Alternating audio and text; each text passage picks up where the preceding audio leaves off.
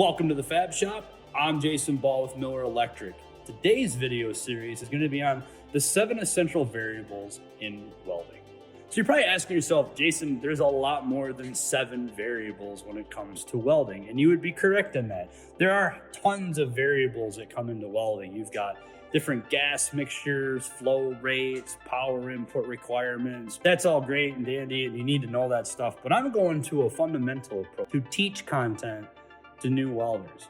And that's through identifying 7 variables that you control. How this is gonna lay out is a 7-part series. So we're gonna tackle each component of the 7 essential variables individually, and then we'll keep building on that to get a solid foundation down of what these are, how to control them, and how to use them in your everyday welding school or in your everyday discipline as a welder fabricator out there. So to name off the 7 essential variables, we have wire feed speed, voltage and trim, contact tip to work distance, work angle, travel speed, and placement on joint. These are the 7 that you're going to be able to control from the feeder to the bench. So let's start taking a deeper dive into what these 7 essential variables are and how you can control them. Starting with wire feed speed. On the front panel of this 255 Miller-Matic, I have a wire feed speed adjustment where I can increase the wire feed speed or decrease the wire feed speed.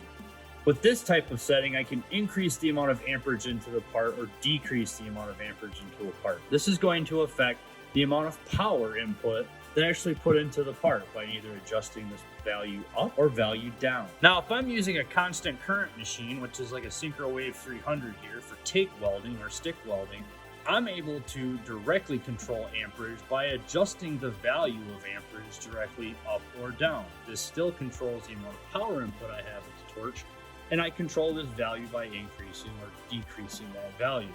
So that's the difference that I'm going to see in how I can control amperage between a constant current machine, such as a Tig welder, versus a MIG welding machine, which is a constant voltage machine. But that's how I adjust amperage up or down on the front of these machines.